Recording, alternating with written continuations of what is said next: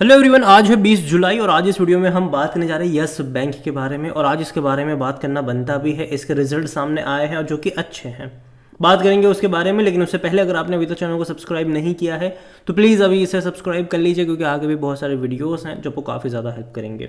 तो देखिए, 24 रुपये का शेयर है और यहाँ पर हमें गिरावट देखने को मिली ज़रूर थी। कल तकरीबन 3.5% की गिरावट थी।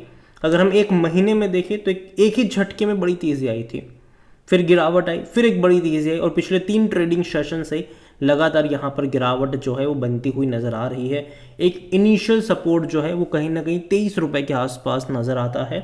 उसके बाद अगर आप एक साल का ग्राफ देख लो तो 40% की तेज़ी है, शानदार तेज़ी आई थी। बीच में इसने पैसा डबल भी करके दिया था। 16 से 32 रुपये का सफ़र बहुत ही कम टाइम में इसने तय किया था। बाद में एक बड़े मेजर फॉल से गुजरा जब गोल्डमैन सैच ने यहाँ पर सेल कॉल जनरेट किया था और 16 रुपये का टारगेट दिया था।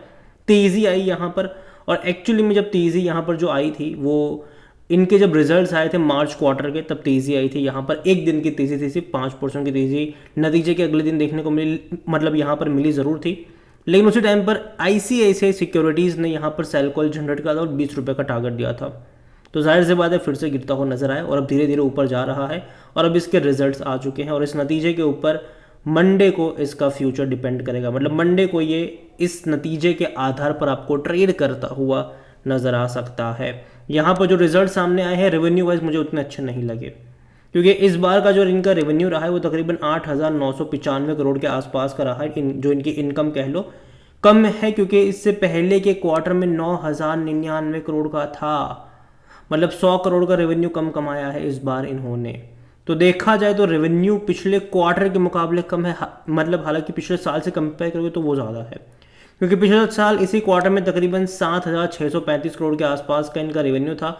तो उसके मुकाबले इस बार का रेवेन्यू आपको अच्छा लगेगा, लेकिन पिछले क्वार्टर के मुकाबले रेवेन्यू में ग्रोथ नहीं है, बल्कि डिक्लाइन देखने को मिला है, जो कि अच्छी बात तो नहीं है, क्योंकि यार एक्सपेक्टेड रहता है quarter on quarter growth.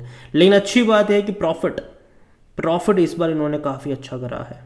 516 crore का मुनाफा इन्होंने कमाया है, जो कि इससे पहले के क्वार्टर में 465 करोड़ का था और पिछले साल 345 करोड़ का था। तो देखा जाए यहाँ पर तो इनका जो प्रॉफिट है वो काफ़ी अच्छा है, पिछले साल के मुकाबले भी, पिछले क्वार्टर के मुकाबले। तो प्रॉफिट वाइज मुझे इनका नंबर्स काफ़ी अच्छा लगा। मार्जिन में डेफिनेटली यहाँ पर इंप्रूवमेंट आ रहे हैं, जो कि अगेन एक अच्छी बात है। तो उम्मीद करते हैं कि आने वाले क्वार्टरों में इनके प्रॉफिट में और तेज़ी है। लेकिन हाँ, जो इनकम है, जो रेवेन्यू है, वहाँ पर ग्रोथ नहीं है, वहाँ पर ग्रोथ आनी चाहिए थी इस क्वार्टर में। तो जो नंबर्स मेरे हिसाब से है वो 50-50 वाले हैं, मतलब प्रॉफिट वाइज बहुत अच्छे हैं, रेवेन्यू वाइज कोई उतने अच्छे नहीं है यहाँ पर। और जहाँ तक बात करी जाए इनके NPA वगैरह को लेकर, तो NPA में डेफिनेटली यहाँ पर सुधार ज़रूर है। यहाँ पर अगर आप देखते हो ग्रोस NPA अगर आप देखते हो तो यहाँ पर जो देखने को मिला है वो 1.70% का है, जो इससे पहले के क्वार्टर में भी उतना ही था। तो कोई उतना बड़ा वो नहीं है, लेकिन पिछले साल के 2% के मुकाबले अच्छा है। नेट NPA 0.50% का है, जो इससे पहले के क्वार्टर में 0.60% था। तो यहाँ पर सुधार ज़रूर है। इवन पिछले साल ये 1% का था, तो और अच्छा सुधार कह सकते हो आप यहाँ पर। तो पिछले साल के मुकाबले डेफिनेटली यहाँ पर NPA में थोड़ा बहुत सुधार यहाँ पर ज़रूर आया है, लेकिन रिजल्ट जो आए हैं मेरे हिसाब से वो ठीक ठाक है। रेवेन्यू वाइज उतने अच्छे नहीं है, प्रॉफिट वाइज काफ़ी अच्छे है ये। और जहाँ तक वॉल्यूम्स की बात करें, देखो बड़ी क्वांटिटी में ट्रेडिंग हर रोज़ हो रही है। 16.5 करोड़ से भी ज़्यादा के शेयर्स यहाँ पर ट्रेड होते नजर आए थे। इतना ही नहीं, कंपनी को लेकर अगर हम बात करने जाए तो according to Moneycontrol user 100% लोग कह रहे खरीदारी करो, बेचने की बात कोई भी नहीं कर रहा है। और इस कंपनी को लेकर, इस बैंक को लेकर मेरा एक ओपिनियन हमेशा से रहा है कि अगर आपको खरीदारी करनी है तो नज़रिया लॉन्ग टर्म का होना चाहिए। शॉर्ट टर्म में अप्स एंड डाउन्स कई सारे आने वाले हैं यहाँ पर, और वो हमें देखने को मिल भी रहे हैं। जब भी ये गया है 20 रुपये के नीचे, हर बार मैंने कहा खरीदारी के मौके। इवन जब आपको ये 12-13 पे मिल रहा था, कई सारे मेरे वीडियोस थे कि खरीदारी के मौके हैं यहाँ पर। लेकिन मैं इसको 20 रुपये के ऊपर खरीदना पसंद नहीं करूँगा, ये मैं कई बार बोल चुका हूँ। अब जब इस लेवल पर है तो बात करना बनता भी है कि यहाँ से सिनारियो कैसा है और नंबर्स वो किस तरीके से हैं। तो पहली अच्छी चीज़ ये है कि अब इन्होंने अच्छा प्रॉफिट कमाना स्टार्ट करा है। पिछले 2 क्वार्टर के नंबर अच्छे हैं, मार्च और जून के नंबर अच्छे हैं स्पेसिफिकली प्रॉफिट वाइज, तो ये एक अच्छी बात है। जहाँ तक डिविडेंड की बात है तो वो पे नहीं कर रहा है, और मुझे लगता भी नहीं कि इस साल पे करेगा। अगले साल से शायद पे कर सकता है, लेकिन वो बहुत ही छोटा डिविडेंड होगा, 50 पैसा, शायद वो भी ज़्यादा हो गया, ठीक है 50 पैसा भी नहीं, हो सकता है कि 20 पैसा 10 पैसे के आसपास का डिविडेंड हो सकता है। क्योंकि जब से यहाँ पर क्राइसिस आया था, इन्होंने काफ़ी हद तक अगर आप देखोगे तो शेयर की बहुत ही ज़्यादा डंपिंग करी हुई है। तो उसके चलते जो नंबर ऑफ़ शेयर्स है वो बहुत ज़्यादा यहाँ पर बढ़ चुके हैं, और उसी वजह से मुझे लगता है कि अगर ये डिविडेंड पे आउट भी करेंगे तो बहुत ही छोटा डिविडेंड होगा। रीज़न ये है कि जब यस बैंक क्राइसिस आया था तो यस बैंक को बचाने के लिए बहुत सारे बैंक सामने आई थी, और तकरीबन इन्होंने पैसा रेज़ करा था 10,000 करोड़ रुपए, 10 रुपये के भाव भी इक्विटी के ऊपर, मतलब 1,000 करोड़ शेयर इन्फ्यूज़ करे गए थे। उसके बाद एफपीओ में भी अगर आप देखो तो 15,000 करोड़ रुपए रेज़ करे थे 13 रुपये के भाव पर, तो और 1,200 करोड़ शेयर्स यहाँ पर इन्फ्यूज़ करे गए। ये तो मैं बस इन्फ्यूज़ शेयर की बात कर रहा हूँ कि 2,200 करोड़ इन्फ्यूज़ करे हुए शेयर्स हैं, नए जोड़े गए मतलब शेयर्स थे। तो अगर आप यहाँ पर ये सोचो कि अगर आप 10 पैसा भी पे कर रहे हो, ठीक है, तो 220 करोड़ रुपए बन जाते हैं सिर्फ इन्फ्यूज़ करे हुए शेयर्स की, यहाँ पर मैं बात कर रहा हूँ, ठीक है। तो ये वाकई में बहुत बड़ा नंबर आ जाता है उसी के चलते, और यही वजह है कि इनको और बड़े प्रॉफिट्स कमाने पड़ेंगे, तब जाकर वो डिविडेंड भी पे आउट कर पाएंगे। 10 पैसे का भी अगर डिविडेंड पे आउट करते तो इतने सारे शेयर्स हैं कि वो बहुत बड़ा डिविडेंड बन जाएगा। और जहाँ तक बात करें इनके रेवेन्यू को लेकर, तो डेफिनेटली तेज़ी आई है 2024 में। सेम चीज़ अगर आप प्रॉफिट को लेकर देखोगे तो धीरे धीरे प्रॉफिटेबल हुए ज़रूर हैं।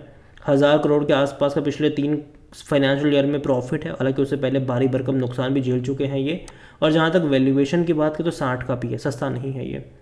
ठीक है, देखने में 24 रुपये सस्ता लग सकता है आपको, ठीक है, लेकिन अगर आप वैल्यूएशन के हिसाब से जाओ तो ये सस्ता नहीं है ये, क्योंकि सेक्टर पी सिर्फ 18 का है। और यही वजह है कि कोई भी एनालिस्ट खरीदारी की बात नहीं कर रहा है। और जहाँ तक इनके फिनेंशियल्स के बारे में हम बात करें तो जैसे कि मैंने कहा कि इस बार के नंबर जो है वो 9,000 करोड़ का भी इनका रेवेन्यू नहीं हुआ है, कम ही हुआ है उससे, जो कि मार्च में एटलीस्ट 9,099 करोड़ का था। और प्रॉफिट अगर आप देखो तो पिछले 2 क्वार्टर में ही प्रॉफिट अच्छा है, मार्च में तकरीबन 465 करोड़ और इस बार तकरीबन 515 करोड़। तो पिछले 2 क्वार्टर में ही इनका प्रॉफिट अच्छा है, तो आने वाले क्वार्टर में इनको और बड़े प्रॉफिट्स कमाने पड़ेंगे, तब जाकर इसका जो पी रेशियो थोड़ा सा एडजस्ट हो पाएगा। शेयर होल्डिंग के बारे में अगर हम देखें तो जो प्रमोटर की होल्डिंग है वो कुछ है नहीं, प्रमोटर यहाँ पर बेच बाज के निकल लिए हैं राणा कपूर एंड फैमिली, जिन्होंने ये कहा था कि भाई साहब यस बैंक के शेयर उनके लिए गोल्ड माइन है, वो अपने बच्चों को गिफ्ट में भी देंगे। लेकिन उनके इसी स्टेटमेंट के 9-10 महीने में ही सारे के सारे शेयर्स बेच के वो भाग भी गए थे यहाँ से। यहाँ पर अगर आप देखो तो 38.12% डोमेस्टिक इंस्टीट्यूशन के पास है, जो मार्च महीने में 41.54% था। तो बिकवाली ब्याज जम के करी हुई है इंस्टीट्यूशंस ने। 27.07 एफआईएस के पास है, और रिटेल और अदर के मिलाकर यहाँ पर 34.61% की होल्डिंग है। और यहाँ पर जो क्वांटिटी खरीदी जा रही है वो यहाँ पर देखोगे तो यहाँ पर एफआईएस की तरफ से काफ़ी ज़्यादा बड़ी क्वांटिटी खरीदी गई थी, यहाँ पर डोमेस्टिक ने बेचा था। रिटेल और अदर से हमारा मतलब थोड़ी बहुत अप्स एंड डाउन्स आई है, कोई बहुत ज़्यादा नहीं। यहाँ पर अभी हाल फिलहाल में 22.94% की होल्डिंग रिटेल इन्वेस्टर के पास है, और 11.67% जो है वो अदर पार्टीज़ के पास यहाँ पर देखने को मिल रही है। ओवरऑल अगर मैं बात करूँ इस बैंक को लेकर तो जो रिजल्ट्स इनके सामने आए हैं वो मेरे हिसाब से एवरेज में कहूँगा, क्योंकि रेवेन्यू वाइज उतना अच्छे नहीं है, प्रॉफिट वाइज काफ़ी अच्छे हैं। तो यही वजह है कि मैं इसको एवरेज कहूँगा, और डेफिनेटली इसका जो इम्पैक्ट होगा जब मंडे को बाजार खुलेगा वो देखने को मिल ही जाएगा।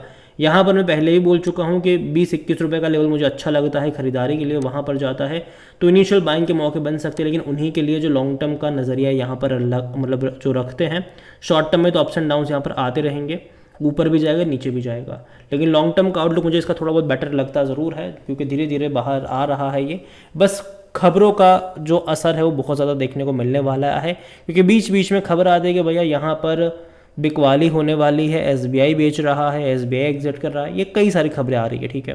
तो देखते हैं कि वो उसका क्या आउटकम निकल कर आता है, लेकिन अभी के लिए तो मैं इतना ही कहूँगा कि अगर मैं खबरों को साइड में रखूँ तो मैं मान के चल रहा हूँ कि थोड़ी बहुत धीरे धीरे ऊपर जाएगा, लेकिन हाँ अभी नहीं मौके हैं। मुझे लगता है कि 20-21 रुपये के लेवल पर आपकी नज़र होनी चाहिए, और बीच बीच में खबर आती रहेगी कौन खरीद रहा कौन बेच रहा, लेकिन मुझे लगता नहीं कि बहुत बड़ी क्वांटिटी में कोई मेजर प्लेयर यहाँ पर एंट्री करेगा, ऐसा मेरा मानना है, ठीक है। बाकी मर्जी आपकी है, अगेन ये मेरा पर्सनल ओपिनियन है, कोई भी इन्वेस्टमेंट एडवाइस नहीं। वीडियो को यहीं पे एंड करता हूँ, पसंद आया हो तो लाइक करें, शेयर करें। चैनल पर अगर पहली बार है तो प्लीज़ सब्सक्राइब करो। यस बैंक के बारे में आप क्या सोचते हैं वो भी आप मुझे कमेंट में लेकर बता सकते हैं। Thank you.